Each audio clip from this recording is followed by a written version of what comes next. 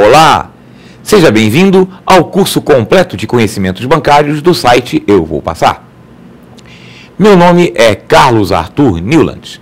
Eu sou professor de conhecimentos bancários e autor do livro Sistema Financeiro e Bancário, editado pela editora Campos Elsevier. O nosso curso vai ser baseado no conteúdo deste livro, que aborda todos os assuntos já pedidos nos editais e nos concursos para bancos públicos. Nesta nossa primeira aula, vamos iniciar abordando o Sistema Financeiro Nacional e a atividade de intermediação financeira.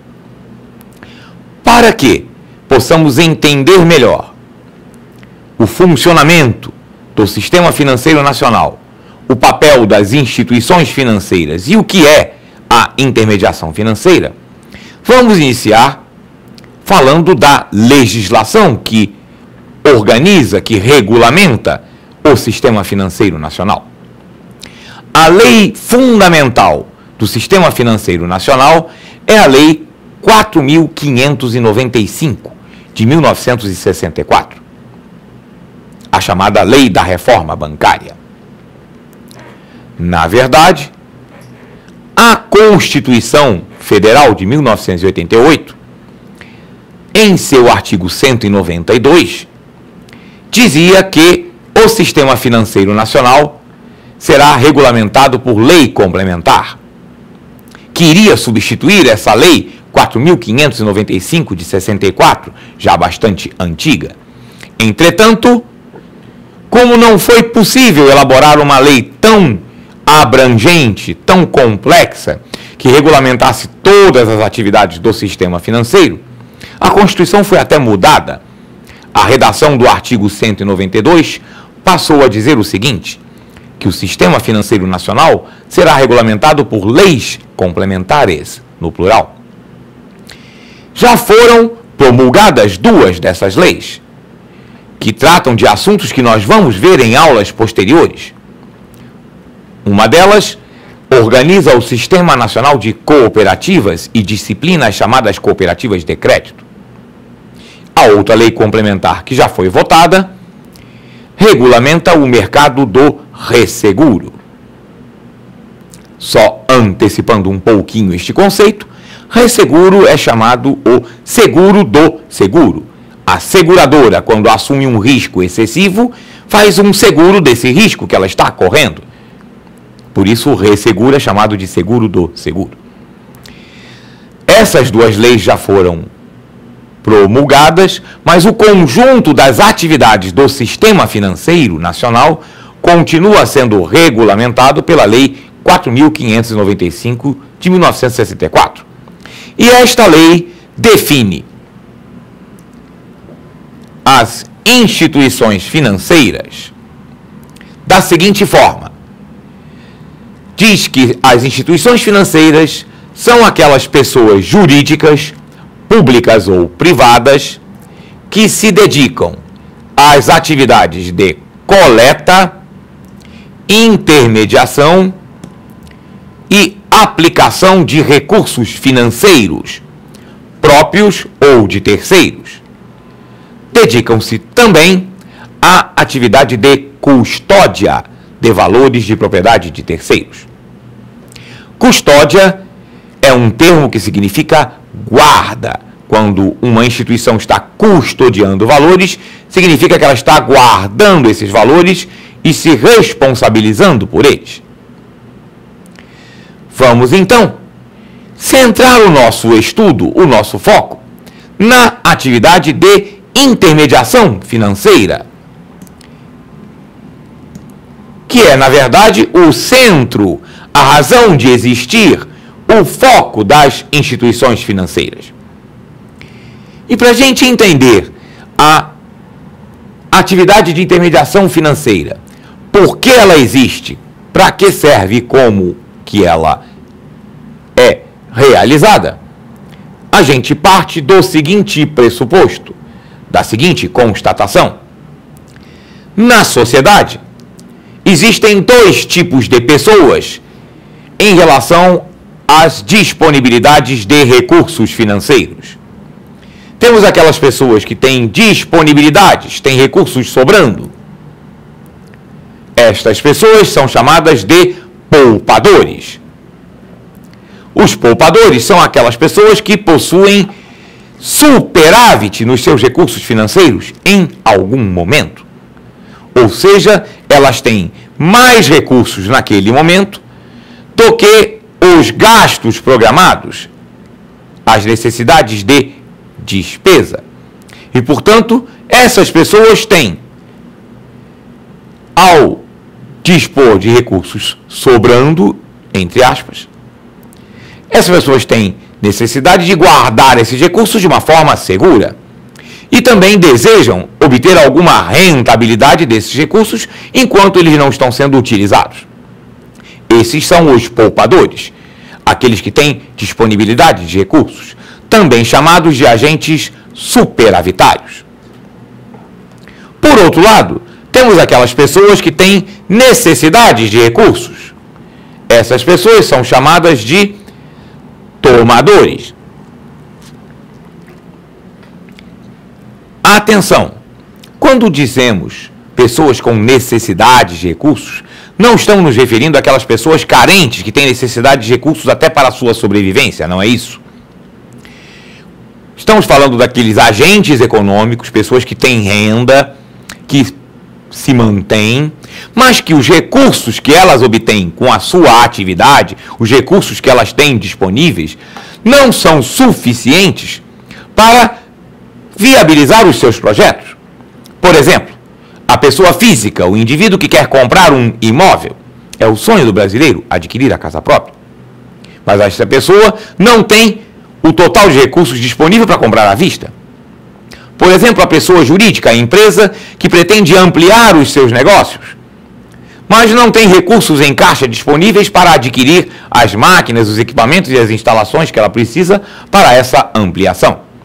Então, são pessoas que têm necessidades de recursos, também chamadas de agentes deficitários. A questão que se coloca é a seguinte: como é que essas pessoas se encontram? Como é que os poupadores vão disponibilizar aos tomadores esses recursos que os poupadores têm sobrando e os tomadores têm carência, têm necessidade? Não é indo para o meio da praça e o poupador dizendo: eu tenho dinheiro, quem quer? O tomador pegar dinheiro emprestado no meio da praça. Não é assim que funciona. É neste momento que surge a necessidade de uma instituição que faça essa ponte, que faça a intermediação financeira. É o papel do intermediário financeiro.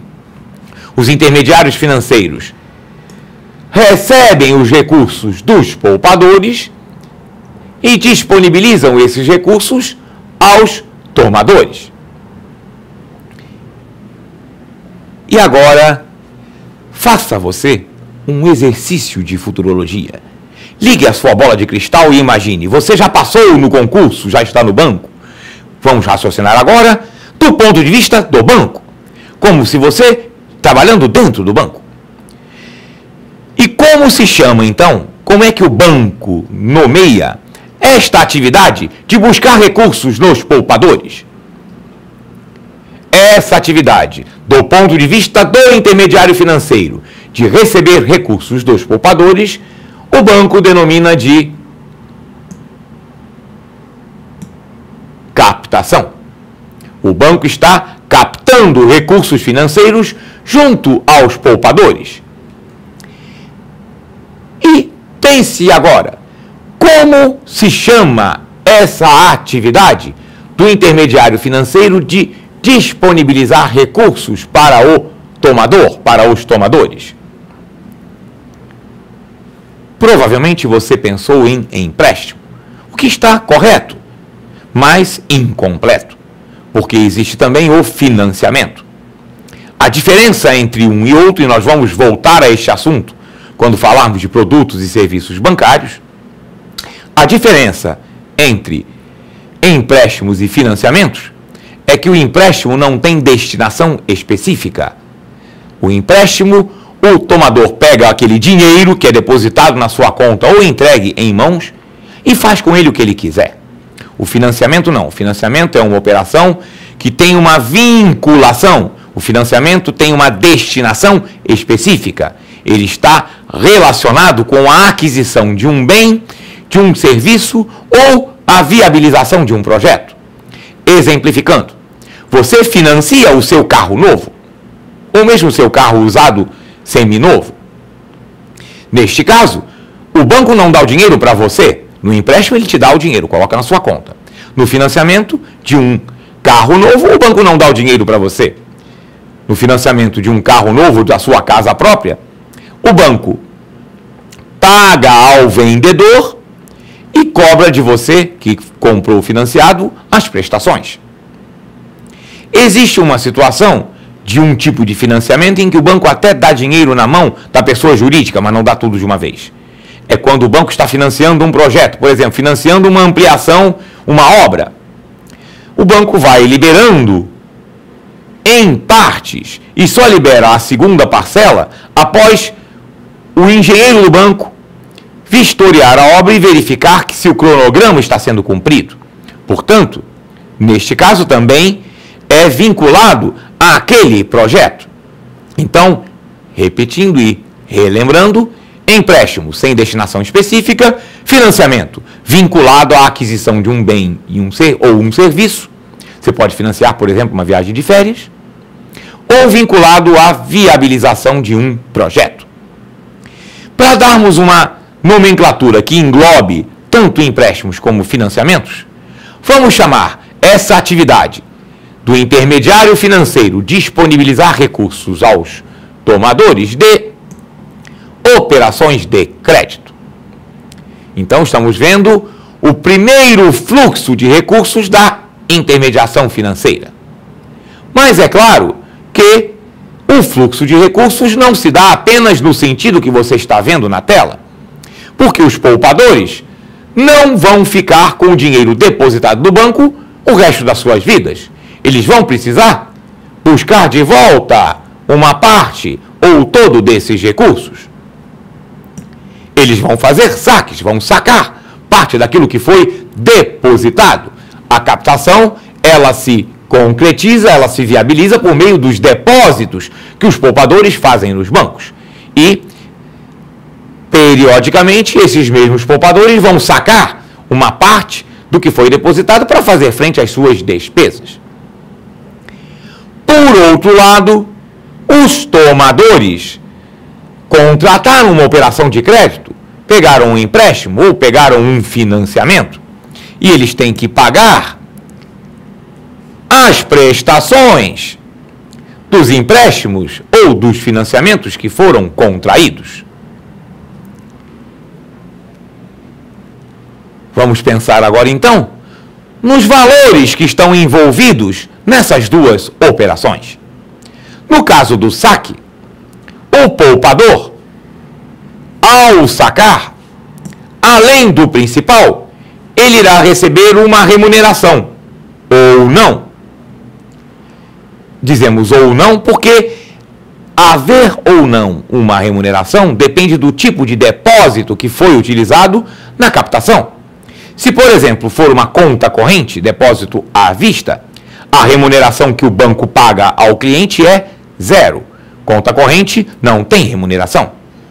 Se for uma poupança, paga 0,5% mais a TR, se deixar pelo menos um mês.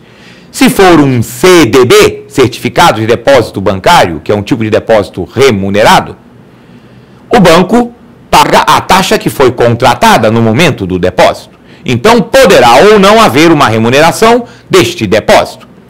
Entretanto, do lado dos tomadores, aqui, nesta prestação, além do principal, nós sempre vamos ter juros.